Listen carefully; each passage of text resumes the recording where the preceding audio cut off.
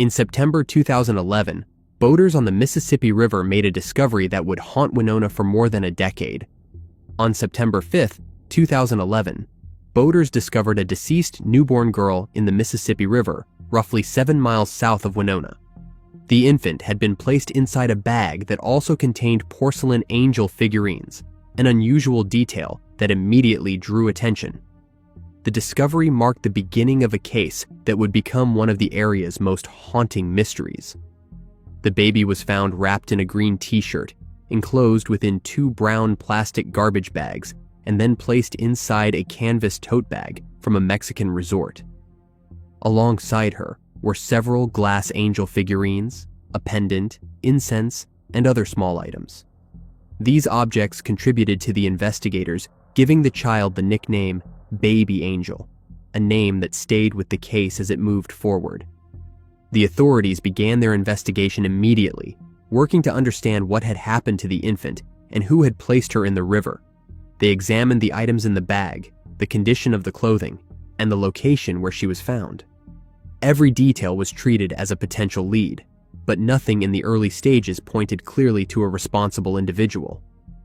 An autopsy revealed that the newborn had likely been born only a day or two before being discovered. The umbilical cord remained attached, and it appeared to have been cut with a sharp instrument rather than by a medical professional. These findings suggested that the birth took place outside a medical setting, leaving the investigators with more questions than answers. Despite the extensive work done by law enforcement, progress remained slow. The investigators tested dozens of potential parents using DNA comparisons, hoping one of the results would reveal the identity of the child or her biological family. Each test represented a new line of hope, but none provided the breakthrough they urgently needed. As time passed, the case grew colder, and Baby Angel's identity remained unknown. For many years, the investigators had no indication of who the baby's mother might be, leaving the case at a standstill. After 12 years, in March 2023, law enforcement partnered with Firebird Forensics Group, a nonprofit specializing in genetic genealogy, to identify unknown remains. Using genealogical data, Firebird was able to narrow down possible biological connections. Their analysis ultimately pointed to Jennifer Nicole Beckley as a potential relative, giving investigators their first significant break in years. After this development, officials approached Jennifer for a DNA sample, and she responded by retaining an attorney. To move the investigation forward, the officers collected material from her trash and submitted it to the Minnesota Bureau of Criminal Apprehension. Testing confirmed that the infant found in the river was biologically Jennifer's child, allowing the authorities to finally connect her to the case. Relatives provided additional confirmation by identifying the blue pendant found with Baby Angel. They immediately recognized the item and stated it belonged to Jennifer. They also told the investigators that she collected angel figurines and purchased an angel ornament each Christmas. According to these relatives, they had not been in contact with her at the time and said she had been living in a van in 2011. Jennifer was born in 1982 in Winona, Minnesota. She went on to attend Winona State University, where she completed her studies and later returned as an adjunct faculty member, teaching English. From 2008 to 2010, Jennifer took her career overseas, living in Kazakhstan as a teacher trainer through the U.S. Peace Corps. Jennifer returned to Winona in December 2010 and continued her life as a dedicated community member. She became a longtime resident, deeply involved in the city's cultural and social life. Her personal life included marriage and raising 2 children, grounding her experiences in family life. Her presence in Winona was well known, particularly through her work in the performing arts. Jennifer volunteered at local music festivals and fundraisers. Additionally, she served as a volunteer board member for the Bluff Country Coop, demonstrating a commitment to local initiatives through 2024. Despite her outwardly stable and community-centered life, Jennifer was on the brink of making choices that would alter her path dramatically. The years of involvement, teaching, and volunteering would precede a period in which her actions would unexpectedly shift the trajectory of her life. On April 24, 2025, Jennifer was arrested in Winona County. She was charged with 2 counts of second-degree manslaughter in connection with the newborn's demise. The arrest marked a major turning point in a case that had remained cold for more than a decade, finally giving the authorities someone to hold accountable. Following the arrest, a detective addressed the community's long wait for answers. The detective stated that for over 13 years, baby Angel's demise had weighed heavily on Winona, and that the infant deserved more than the circumstances she was found in. Jennifer appeared in court for a bail hearing. A judge set unconditional bail at $200,000, and a lower conditional bail was set at $20,000. Conditions of the bail were that Jennifer wear a GPS monitoring device and that she does not leave Minnesota.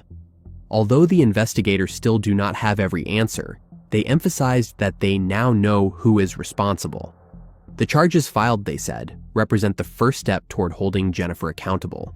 Winona County Attorney Karen Sonneman said, "At this time, she is the only parent who came up. Obviously, there is a father out there somewhere, but at this time, the forensics only identified her." In February 2017, a 43-year-old man failed to return home in New York. The case went cold for years until authorities uncovered new evidence, including a recorded phone call. Omid Gholian was born in 1966. He came from an Iranian background and was part of the Iranian Jewish community. At the age of 51, Omid had built a steady life for himself. His career placed him within the bustling environment of Manhattan, where he worked in a jewelry store. The store sat on the corner of Church and Duane Streets, a location within the Tribeca neighborhood. Working in that setting meant interacting with a wide range of people each day. On February 14, 2017, Omid's family became increasingly worried when he did not return home, and their concern grew as more time passed with no word from him. Realizing something was wrong, his brother filed a missing person report. This step marked the beginning of the formal search, as the family hoped for answers about his sudden disappearance. The following day, both family members and the police went to the jewelry store where Omid worked. When they arrived, they found the shop locked, which immediately raised their concern. Using a key provided by the family, the officers entered the store to look for any sign of him, focusing on the possibility that he had remained inside for reasons they did not yet know. Inside the store, Omid was found in the back area, deceased. He was discovered with zip ties around his neck, and the authorities noted additional injuries, including bruising near his eye and a wound on his head. While the details were difficult for his family to process, the police documented the scene carefully to understand what had occurred. Despite the nature of the situation, there were no indications that the store had been robbed. Cash and merchandise remained in place, and the shop was locked from the outside with no signs of forced entry.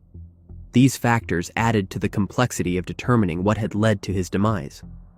The medical examiner ultimately ruled the case a slaying, listing the cause of demise as neck compression involving zip ties. With these findings, the focus shifted to uncovering how the events unfolded and who may have been involved.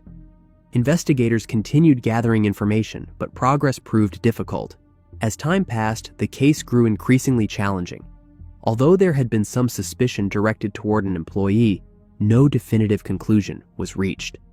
With limited evidence and no clear answers emerging, the investigation eventually went cold, leaving Omid's family without closure and the circumstances of his demise unresolved. Years later, the investigators reviewed surveillance footage from the store and examined travel records connected to an employee, Michael Patrick DeSalle. Through this process, they discovered that only hours after the crime, he had purchased a one-way ticket and left New York. He flew out of JFK Airport to his home country, Mauritius, a detail that immediately stood out. The authorities obtained a secretly recorded phone call involving Michael while he was abroad. In that call, he claimed that Omid was still alive when he left the store and suggested that another worker could have been responsible. Rather than clearing him, the call raised further red flags due to the timing and the circumstances surrounding his departure from the country. The combination of his role as an employee, the method involved in the crime, and his rapid disappearance strengthened suspicions as travel data and the sequence of events were aligned. These findings ultimately led authorities to pursue formal action. In May 2025, it was announced that DeSalle had been extradited back to New York. He was then officially charged with second-degree slaying in connection with Omid's demise. This development marked the most substantial progress the case had seen since it had gone cold. At his arraignment, DeSales entered a plea of not guilty. He is currently being held without bail while the legal process moves forward. Following the announcement of the charges, the police authorities expressed their hope that Omid's family might find some comfort in knowing that the suspect would finally face accountability in New York. In February 2007, a 49-year-old independent woman went quiet in North Providence, Rhode Island. Modern DNA and handwriting analysis finally brought closure to her family years later. Cynthia "Cindy" McKenna was born around 1957 or 1958 and lived most of her adult life in North Providence, Rhode Island.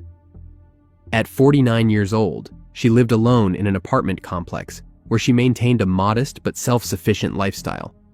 Cynthia's personal life, however, was marked by instability and financial struggle. She had a contentious and at times violent relationship with Robert J. Corey Jr., a man who was known to lend money but also had a volatile temper. The relationship between the two had soured badly by early 2007, and neighbors frequently overheard loud arguments and confrontations between them. Despite their falling out, Cynthia still owed Robert money. Friends later told the investigators that she had grown fearful of him, but did not think he would harm her. Unfortunately, her instincts would prove tragically wrong in the days leading up to her demise in February 2007.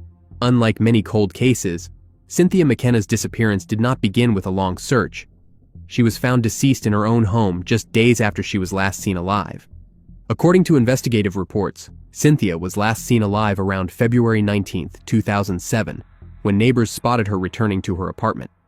When Cynthia failed to answer her phone or respond to knocks on her door for several days, concerned friends contacted the authorities for a welfare check.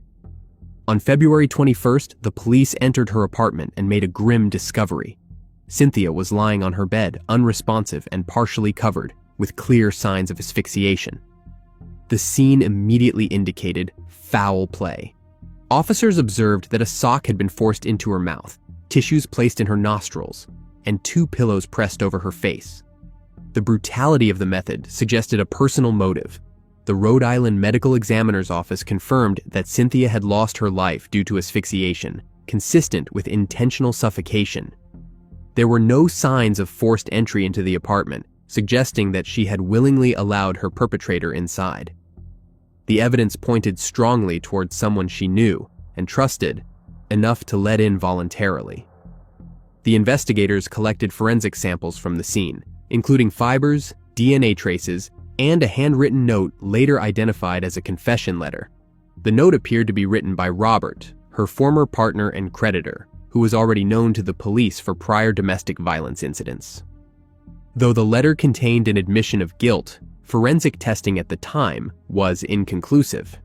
DNA found on the envelope provided only a probable match to Corey. Without solid forensic proof, the investigators lacked enough evidence to prosecute, leaving the case to stagnate as the years passed. As the years went by, new technologies offered hope for resolution. After 16 years, in 2023, the Rhode Island Attorney General's Cold Case Unit reopened Cynthia's file. They applied YSTR DNA testing, a genetic analysis method that traces male lineage, to the DNA recovered from the confession letter envelope. In 2024, that DNA testing produced a breakthrough. The genetic material on the envelope matched that of a male relative of Robert Corey, confirming that Corey himself had sealed and sent the letter. Combined with handwriting analysis that identified Corey as the author, the investigators finally had conclusive proof that he wrote the confession. Further review of Corey's timeline revealed gaps in his alibi around February 19, 2007, precisely when Cynthia was last seen alive. Taken together, the DNA link, handwriting match, motive, money and rage, and opportunity painted a clear picture. Corey ended Cynthia's life, likely in a fit of anger after a financial or personal dispute. Unfortunately, Corey had lost his life in 2014, preventing any criminal charges. On October 31, 2025, The Rhode Island Attorney General's office announced that the cold case unit had conclusively identified Corey as Cynthia's perpetrator. Attorney General Peter Naranja praised the team's use of modern forensic science. The authorities emphasized that while Corey cannot be prosecuted, the finding brought long-awaited closure to Cynthia's loved ones. Cynthia's daughter, Jacqueline, spoke at the news conference to what this closure means to her and her family. She said, "Her life mattered and always will." In June 2017, a man was found unresponsive in a desert parking area in North Phoenix, Arizona. Years later, an unexpected tip from Mexico brought the breakthrough. Evin Paulos was born on July 1, 1991, in Iraq. When he was only 4 years old, his family made the difficult decision to flee their homeland, leaving behind everything they knew in search of safety. They arrived in the United States with hopes of starting over, free from the constant fear and destruction of war. Eventually, they settled in Phoenix. As the years passed, Evin grew into a young man known for his warmth and generosity. He possessed a gentle nature that drew people toward him and was often described as someone who treated everyone with respect and kindness. Evin's passion for cars became a defining part of his life. He spent countless hours working on engines, perfecting his skills, and dreaming of opening his own mechanic shop one day. It was more than just a career goal. It was his way of giving back to his mother, who had sacrificed everything to give him a better life. As his 26th birthday approached on July 1, 2017, Evin felt hopeful about the future. During this time, Evin maintained a friendship with Michael Anthony Arredondo. Their connection seemed ordinary, built on mutual interests and shared experiences. On June 3rd, everything took a tragic turn. While traveling with his friend Michael, what began as a routine outing quickly escalated into a violent confrontation. At some point during their drive, an argument broke out, and the situation spiraled out of control. The altercation continued after they stopped near the desert area by Pinnacle Peak Road and Cave Creek Road in North Phoenix, where Evin fought desperately for his life. Not long after, Evin was discovered unresponsive in a remote desert parking lot under the scorching Arizona sun. Responding officers immediately recognized the scene as a crime scene. Evidence revealed the sheer brutality of the attack. Evin had been stabbed repeatedly, around 30 times, in what the authorities described as a vicious and personal assault.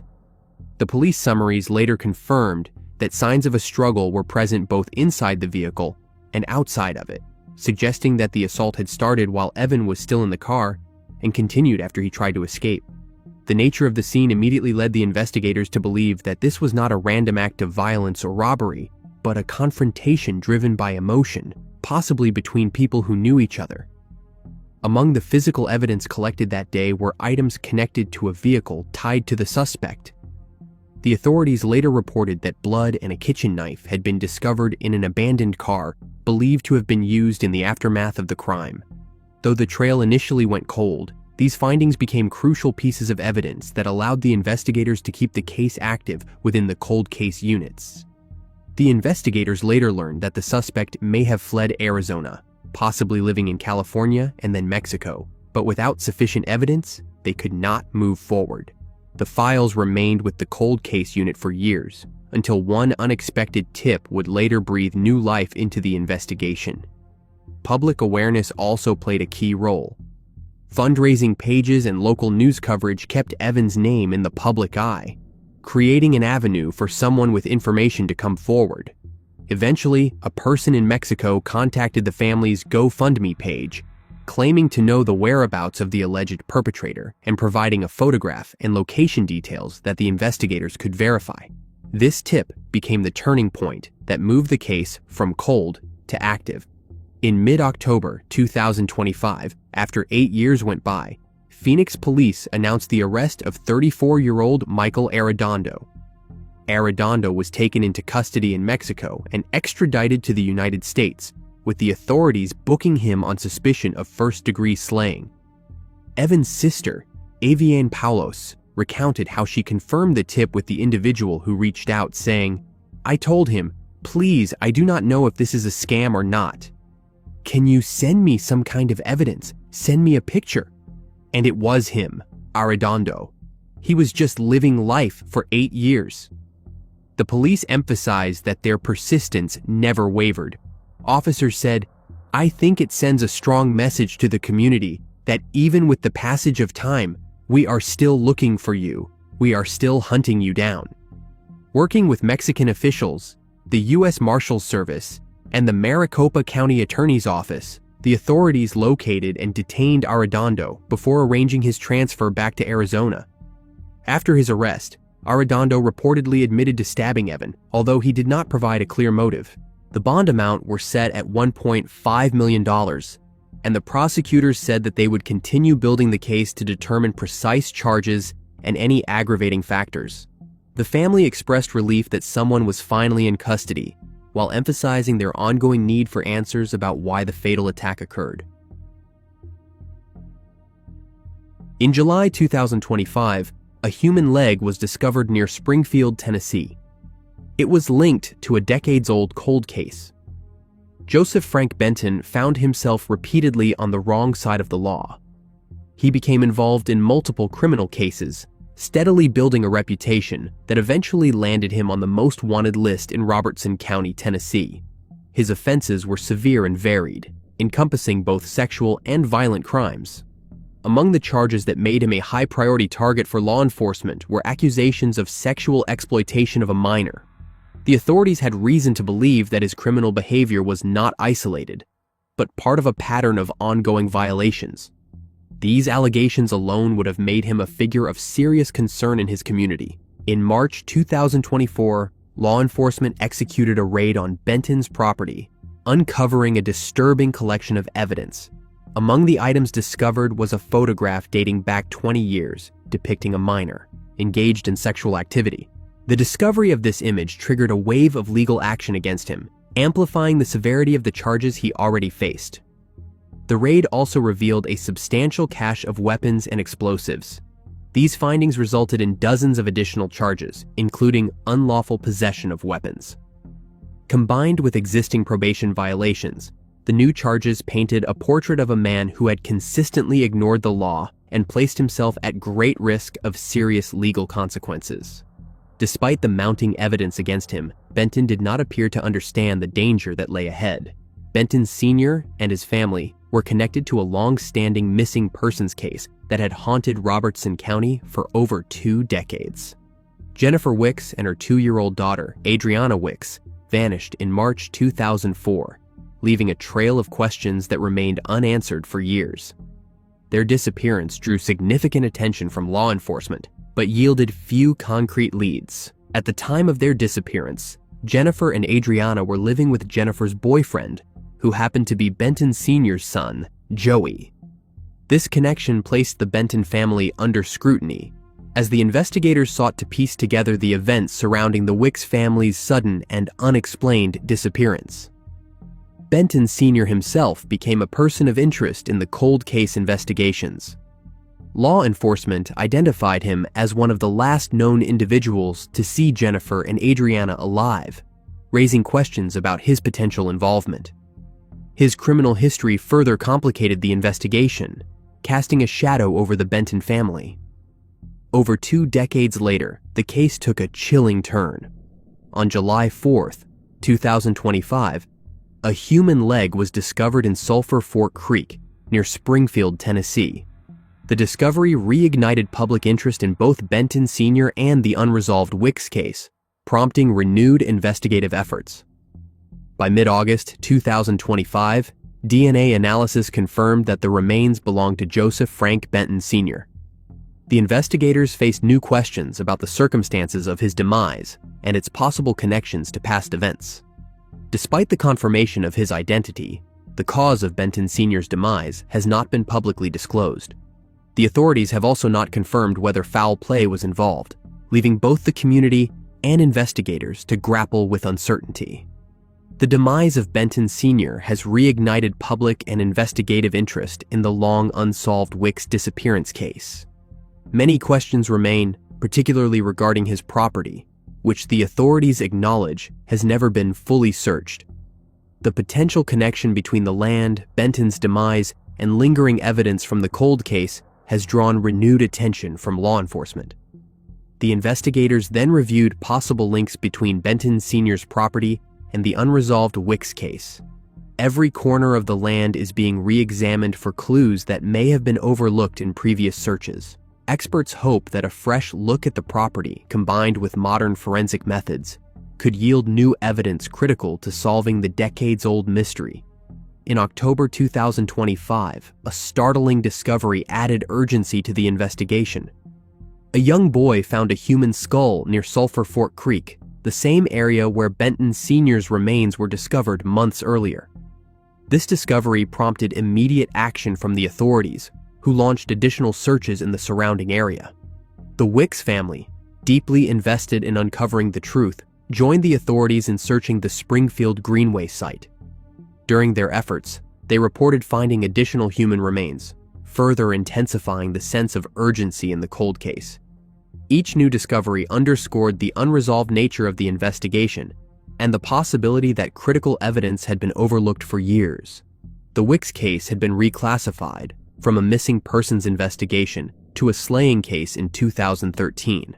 Despite multiple searches of the Benton family's property over the years, no human remains had been recovered prior to the July 2025 discovery of 68-year-old Benton Sr.'s body. These repeated, fruitless searches only added to the mystery surrounding both the disappearance and Benton's potential role. As of now, no charges have been filed directly linking Benton Sr. to the Wicks disappearance.